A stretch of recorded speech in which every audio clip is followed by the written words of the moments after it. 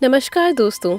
आज आप लोगों के सामने मैं भाई दूज की बहुत सुंदर कहानी लेकर आई हूँ, जिसे सुनने के बाद आशा करती हूँ कि आपको वो बहुत पसंद आएगी और आप भी पूरी पवित्रता के साथ अपने भाई को इस बार तिलक जरूर करेंगे। हम बहन के आशीर्वाद में वो शक्ति होती है जो भाई को हर मुसीबत से, हर संकट से, हर दुविधा से बाहर निकाल सकती है। तो अगर आपका भी भाई है और भाई दूज का इंतजार कर रहे हैं तो पूरी श्रद्धा के साथ उसकी पूजा करके उसका तिलक जरूर करें। एक समय की बात है, एक बुढ़ी अम्मा थी, उनके एक बेटा और बेटी थी। बेटी की शादी हो चुकी थी। तभी एक दिन भाई दूज के त्योहार पर बेटे ने बहन के घर जाने का आग्रह किया। तब बुढ़ी अम्मा बोली कि बेटा, तेरी बहन तो तुझे हर समय गालियाँ देती है, हर समय तुझसे झगड़ा करती थी, तू क्या करेगा उसके घर जाकर। लेकिन बेटे के जिद के आगे माँ को पिघलना पड़ता है और वो उसे जाने की अनुमति दे देती है। तभी जैसे ही भाई अपनी बहन से मिलने के लिए घर से निकलता है तो रास्ते में उसे नदी मिलती है। नदी कहती है कि मैं तेरा काल हूँ, मैं तुझे डुबा दूंगी। तब भाई कहता है, कई सालों बाद मैं अपनी बहन से मिलने जा रहा हूँ, जब वापस लौटूं तब तू मुझे डुबा देना। थोड़ा आगे बढ़ता है, तब उसे एक सांप मिलता है और सांप कहता है कि मैं तेरा काल हूँ, मैं तुझे डस लूंगा। तब वो कहता है, ठीक है, जब वापस लौटूं तब तुम मुझे डस लेना, लेकिन अभी मुझे अपनी बहन के पास जाने दो। तभी सांप रास्ते से हट जाता है और उसे जाने के लिए रास्ता दे देता है। फिर वो थोड़ा सा आगे बढ़ता है, तभी एक जंगल आता है। जंगल में एक शेर मिलता है। शेर उसे कहता है, मैं तुझे खाऊंगा। तब भाई कहता है, मैं अपनी बहन से मिलकर टीका लगवा लूं, फिर लौटते समय तुम मुझे खा लेना। शेर भी उसे रास्ता दे देता है।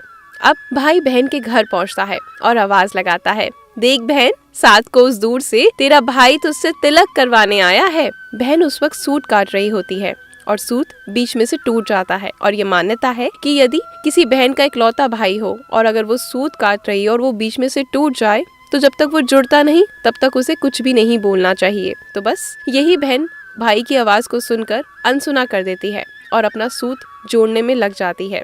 तभी भाई दोबारा से आवाज लगाता है और कहता है, देख बहन, तेरा प्यारा भाई आया है। तभी भाई सोचता है कि बहन, शायद मैं बहुत गरीब हूँ इसलिए मुझसे बात नहीं करना चाहती। माँ सही कहती थी, मुझे यहाँ आना ही नहीं चाहिए था। ऐसा सोचकर वो लौटने लगता है। तभी उसकी बहन का सूत जुड़ जाता है और वो उसे आवाज लगाती है कि हाँ देखो, मैं आ गई तुम्हारे पास। मैं उस समय सूत काट रही थी और सूत बीच में से टूट गया था। वो अपने भाई को सारी बात बताती है और उसे प्यार से, स्नेह से अपने घर ले जाती है और अपने भागते हुए अपनी सहेली पड़ोसन के घर जाती है और उससे पूछती है, बहन, अगर कोई तुम्हारी जान से प्यारा मेहमान आए तो तुम्हें क्या करना चाहिए। पड़ोसन मजाक में कह देती है, तेल से चौका लगाना चाहिए और घी में चावल पकाने चाहिए।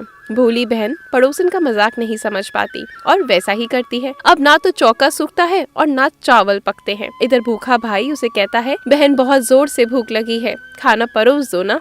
तब बहन बोलती है कि भाई, पता नहीं आज चौका सूख नहीं रहा और चावल पक नहीं रहे।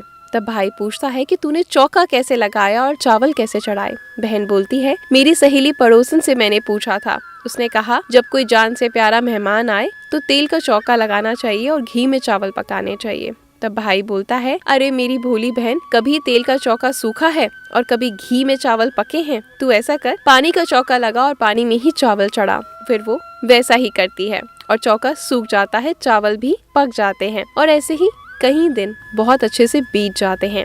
एक दिन भाई अपनी बहन से बोलता है कि बहन, अब बहुत दिन बीत गए हैं, मुझे घर चलना चाहिए। माँ अकेली है, वो मेरा इंतजार कर रही होंगी।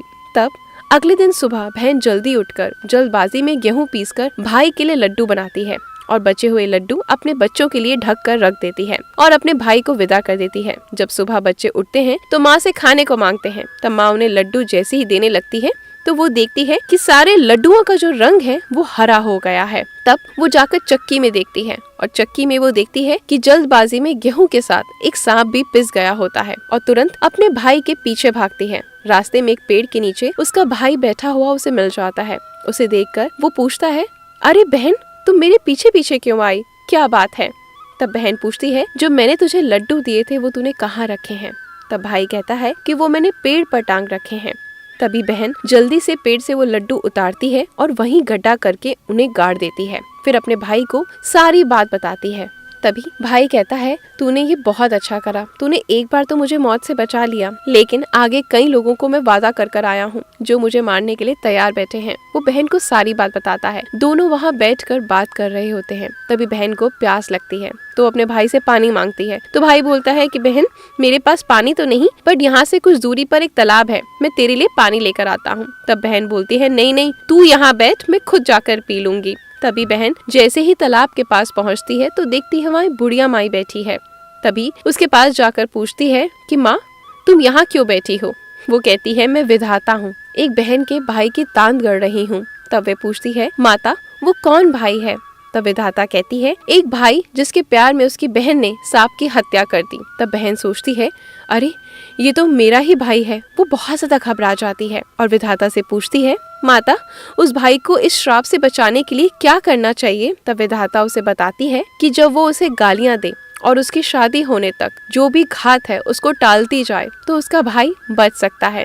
वे तुरंत अपने भाई के पास जाकर उसे कहती है, भाई माँ के घर तुझे मैं छोड़कर आऊंगी। तभी आगे रास्ते पर चलना शुरू कर देते हैं। थोड़ी दूर चलते हैं तभी वो जंगल आता है जहाँ वो शेर बैठा होता है उसके भाई को खाने के लिए। लेकिन तभी उसकी बहन आगे बढ़ती है और मांस का टुकड़ा उस शेर के आगे डाल देती है। फिर वो थोड़ा आगे और बढ़ते हैं तो उन्हें रास्ते में सांप मिलता है। सांप जैसे ही उसके भाई को डसने लगता है तभी वो दूध का प्याला उस सांप के आगे रख देती है और सांप दूध पीना शुरू कर देता है। तभी वो थोड़ा और आगे बढ़ते हैं तो नदी आती है। नदी जैसे ही उसके भाई को डुबोने की कोशिश करती है तभी उसकी बहन उस पे ओढ़नी डाल देती है और वो नदी एकदम खुश हो जाती है और उनको जाने के लिए रास्ता दे देती है। उसके बाद वो आगे बढ़ जाते हैं और घर पहुंच जाते हैं। माँ बहन और भाई को देखकर बहुत खुश होती है। लेकिन जैसे ही माँ अपनी बेटी को प्यार करने के लिए आगे बढ़ती है तभी उसी समय बहन अपने भाई को गालियाँ देनी शुरू कर देती है। तभी वो उसकी माँ कहती है कि मैंने तुझे पहले ही कहा था इस कलिया बहन को यहाँ मत लेकर आ, पर तू मेरी सुनता कहाँ है? तब भाई कहता है, नहीं माँ, इसे घर आते ही कुछ हो गया है। पहले तो ये मुझे बहुत प्यार दे रही थी, पूरा रास्ते मेरा ध्यान रख कर आई है, मौत के मुंह से बचाया है इसने मुझे। थोड़े दिनों बाद भाई का रिश्ता आता है। तभी सब लोग कहते हैं कि बहन पागल तो है लेकिन भाग्यवान बहुत ज्यादा है जो उसे इतनी सुंदर भाभी मिल रही है। तभी कुछ दिनों बाद ससुराल वाले सगाई की मिठाई लेकर आते हैं तो बहन कहती है, इसकी मिठाई क्यों बांटते हो, पहले मेरी बांटो। कई बड़े बुजुर्ग बोले, इसके भाई के साथ ही इसे बिठा दो। सगाई शुरू हो जाती है। वहाँ आग लग जाती है। बहन को पता था कि उसके भाई की घात है, उसने तुरंत ही आग बुझा दी। अब कुछ दिन बाद शादी का कार्यक्रम शुरू होता है। बहन हर समय भाई के साथ रहती है। जब फेरों की बारी आती है भाई की तो बहन कहती है, इसकी जगह फेरों में मैं बैठूंगी। और शादी के बाद जब दूल्हा दुल्हन की रात जगती है तो बहन कहती है, इसकी नहीं, पहले मेरी रात जगाओ। तो कई लोग इस पर कहते हैं कि बीच में पर्दा लगा दो और इसे भी साथ सुला दो। रात में जब भाई भाभी सो जाते हैं तब वहाँ एक सांप आता है। बहन तो पहले से ही तैयारी में बैठी थी, वह उसे पकड़कर टोकरे में रखकर सो जाती है। आज कई दिनों बाद वो बहुत निश्चित होकर सोती है। इधर माँ सोचती है कि बेटी के उठने से पहले ही मेहमानों को विदा कर देती हूँ, नहीं तो ये फिर से शोर मचाएगी। जब बेटी उठकर देखती है तो घर में कोई नहीं दिखता। माँ से पूछती है कि माँ, सब मेहमान कहाँ चले गए? तो माँ कहती है, बेटा सब मेहमानों को मैंने विदा कर दिया। तब बेटी कहती है, माँ सब मेहमानों को वापस बुलाओ तभी मैं विदा होंगी। उसके कहने के अनुसार माँ सभी मेहमानों को वापस से बुलाती है। तब वो माँ से कहती है, माँ आज के दिन के लिए मैंने पालने में पूत और चूल्हे पर दूध छोड़ा था और पागल हो गई थी। मेरे इस भाई पर 7 घात थी, वो टालने के लिए ही मैं ऐसा कर रही थी। उसकी ये सब बात सुनकर माँ और भाई बहुत खुश हो जाते हैं और सबसे पहले अपनी बेटी को विदा करते हैं। उसके बाद मेहमानों को दोबारा से विदा किया जाता है। इस दिन के बाद से हर बहन अपने भाई को लंबी उम्र की कामना से भाई दूज का त्योहार मनाने लगी। इस दिन भाई को टीका करती हैं और ये कथा सुनती हैं। तो दोस्तों, आज की हमारी भाई दूज की कहानी आपको कैसी लगी? अच्छी लगी हो तो वीडियो को लाइक और शेयर जरूर करें और ऐसी ही अच्छी कथाओं को जानने के लिए, सुनने के लिए और अपने जीवन को सरल बनाने के लिए चैनल को सब्सक्राइब करें। नोटिफिकेशन बेल को प्रेस करते टाइम ऑल पे जरूर क्लिक करें। कमेंट करके बताएं कि आपको ये कहानी कैसी लगी। धन्यवाद।